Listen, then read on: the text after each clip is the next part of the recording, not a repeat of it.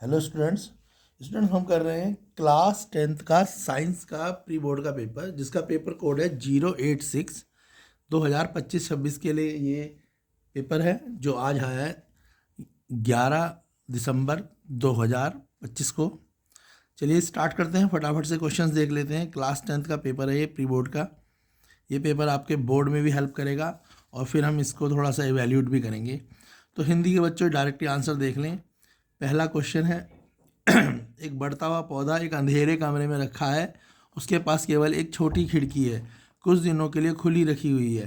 पौधे का शीर्ष भाग खिड़की की किस ओर जाएगा? देखो तो कमरे में क्या आएगी? खिड़की से सनलाइट आएगी, तो पौधा जहाँ से सनलाइट आएगी उस तरफ को ही जाएगा।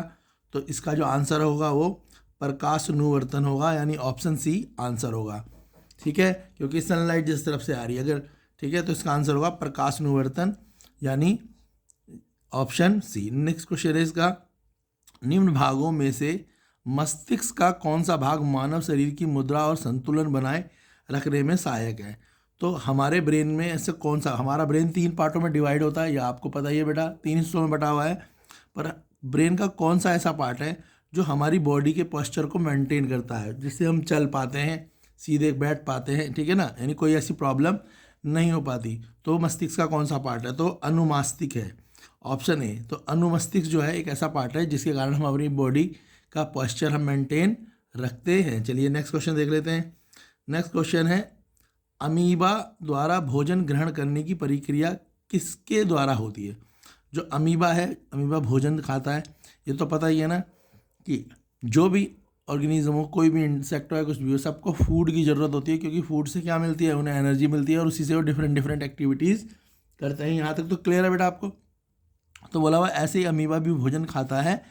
तो बताओ, जो अमीबा भोजन खाता है तो वो इनमें से किस क्रिया को यूज़ करता है?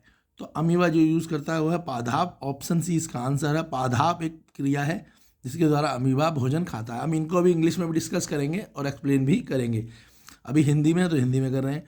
पत्तों पर स्टार्च का उपस्थिति की जांच करते समय पत्तों में अल्कोहल को उबालना क्यों आवश्यक होता है? ये हमने पहले भी पढ़ा है।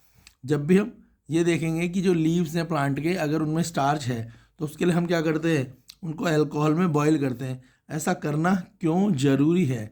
ऐसा करना इसलिए ज़रूरी है क्योंकि हमें पता है जो पत्ते होते हैं उनमें क्लोरोफिल होता है, तो क्लोरोफिल को हटाने के लिए। तो इसका आंसर है ऑप्शन सी।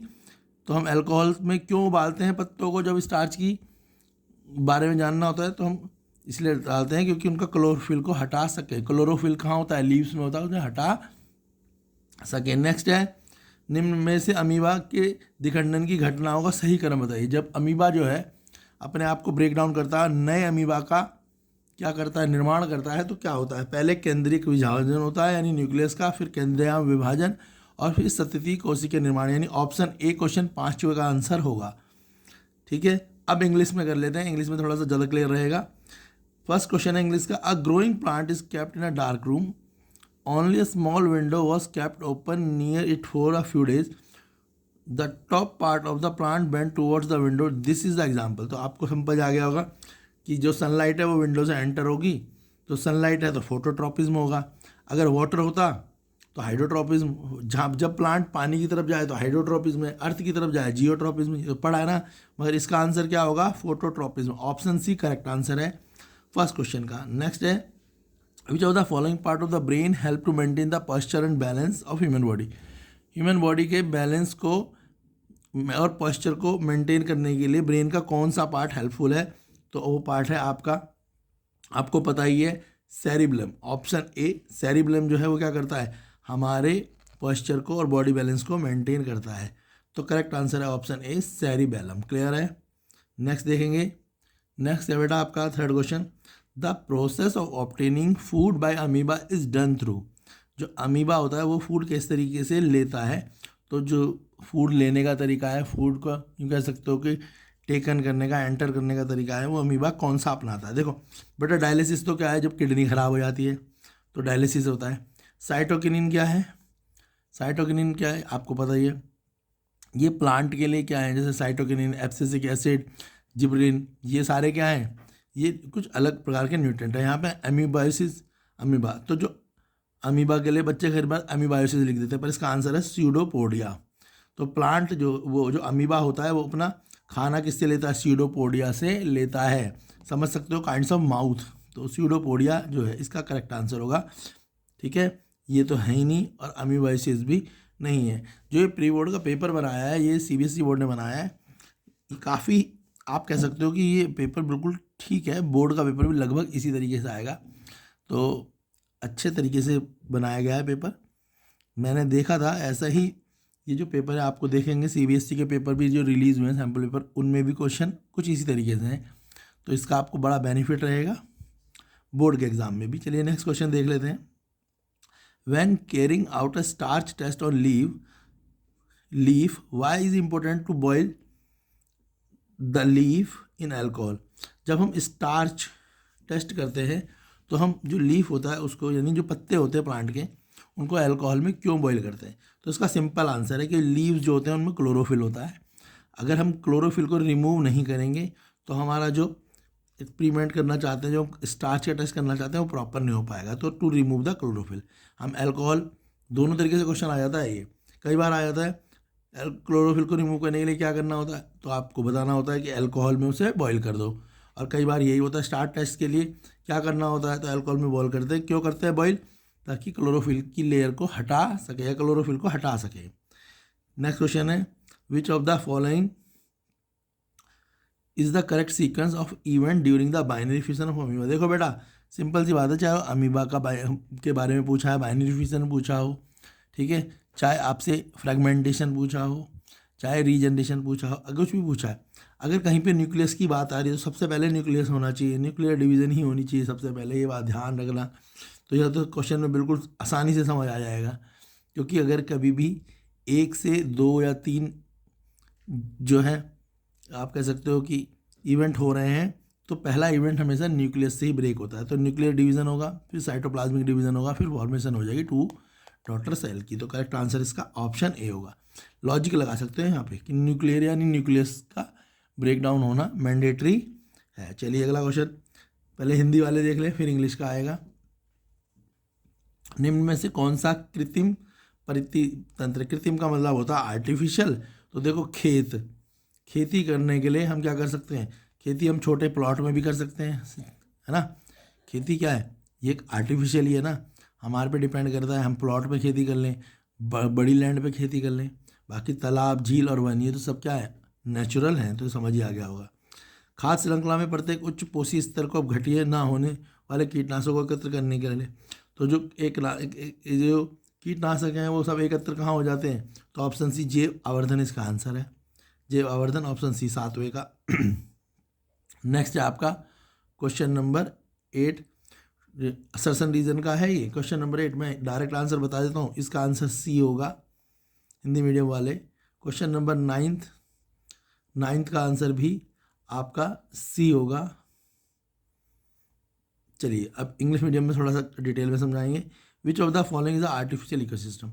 इकोसिस्टम जो आर्टिफिशियल है यानी जिसे मैन ने बनाया, ह्यूमन बीइंग ने जिसकी फॉर्मेशन करी हो, जिसको बनाया उसे बोलेंगे आर्टिफिशियल इकोसिस्टम। तो क्रॉप फील्ड, खेत जो होता है वो एक आर्टिफिशियल इकोसिस्टम होता है।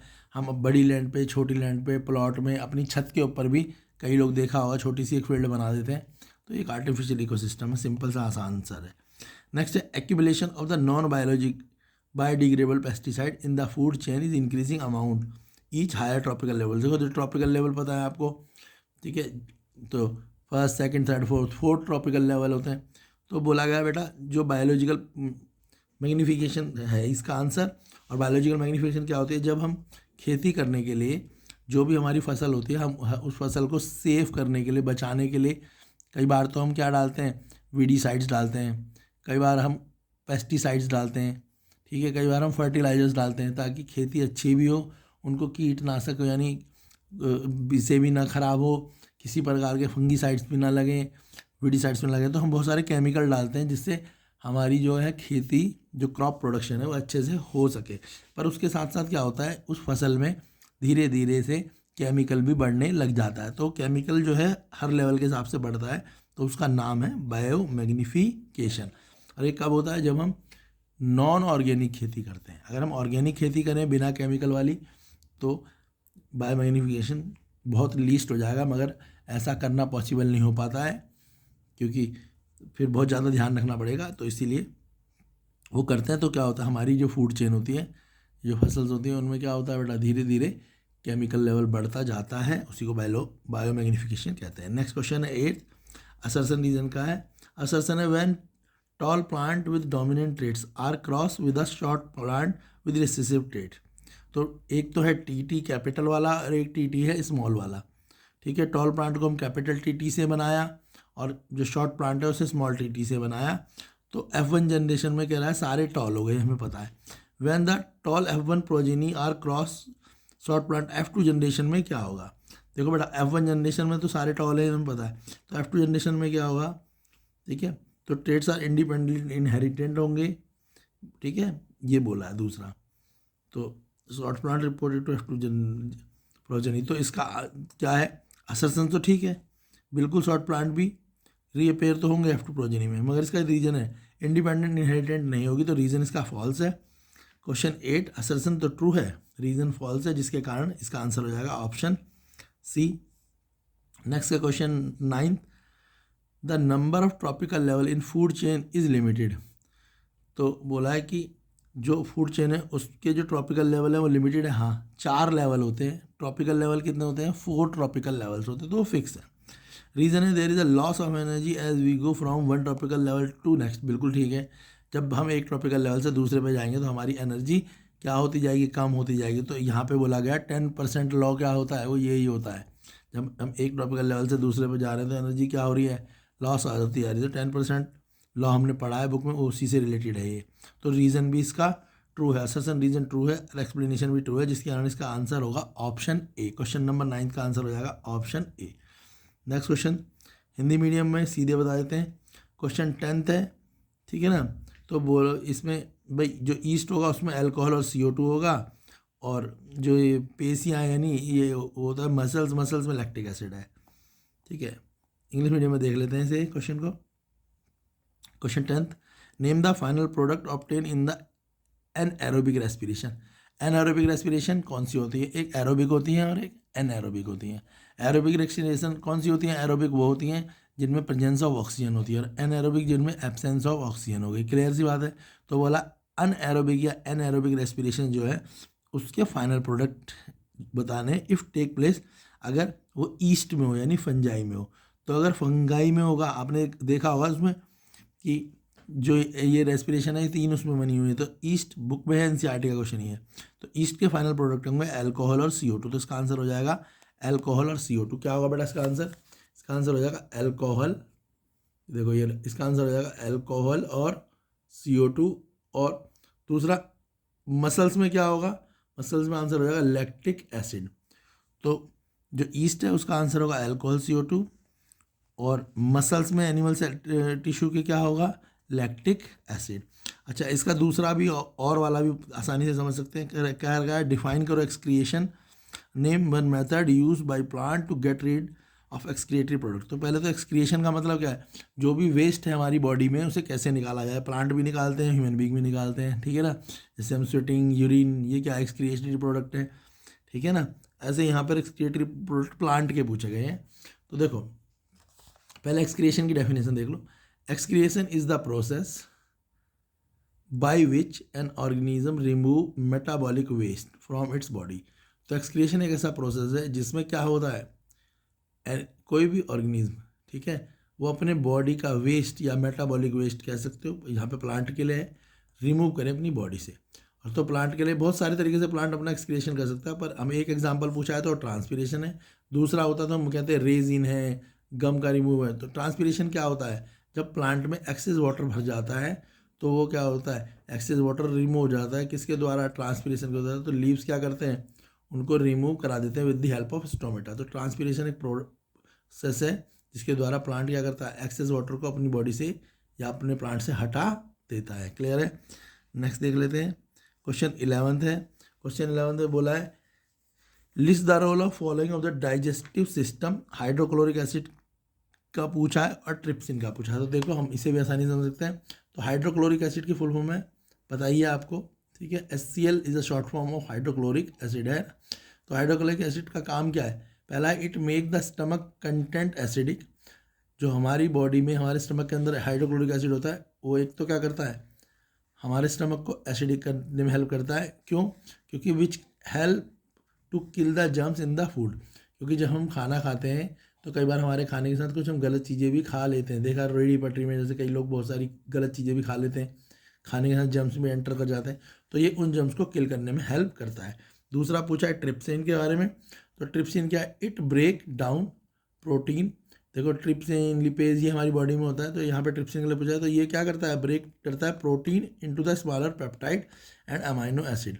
जो हमारी बॉडी में जो प्रोटीन होता है, ठीक है, उसको ब्रेक डाउन करता है, यानी सिंपल फॉर्म में उसको ब्रेक डाउन करने का काम करता है। ठीक है, इसके बाद क्या है? नेक्स्ट क्वेश्चन से लॉन्ग क्वेश्चन है, इन्हें भी हम करेंगे। तो ओवरऑल जो ये पेपर बनाया है क्लास 10th का, मेरे हिसाब से ये पेपर अच्छा बनाया है, मॉडरेट पेपर है, बहुत टफ भी नहीं है, बहुत इजी भी नहीं है, मॉर्निंग शिफ्ट का पेपर है ये। तो ये पेपर आपके लिए काफ़ी हेल्पफुल रहेगा, जिनके प्री बोर्ड नहीं हुए उनके लिए भी। पर ये प्री बोर्ड के नज़रिए से नहीं देख रहा मैं एज ए टीचर आपको गाइड करना चाहता हूँ कि ये पेपर आपको बोर्ड में भी हेल्प करेगा। तो आप क्वेश्चन कुछ इसी तरीके के या इससे मिलते जुलते ही आएंगे, समझ आया? जैसे हाइड्रोक्लोरिक एसिड पे आपसे थोड़ा एक्स्ट्रा पूछ लेगा, इसी तरीके के क्वेश्चन आएंगे। तो आप इस पेपर को करें ताकि आपको बोर्ड में भी इसका बेनिफिट मिल सके। अपना आंसर मैच करिए और देखिए आपने प्री बोर्ड में कितना अच्छा परफॉर्म करा है। और फिर अब तो बिल्कुल टाइम आ चुका है, इसके बाद आप बोर्ड की प्रिपरेशन भी करें।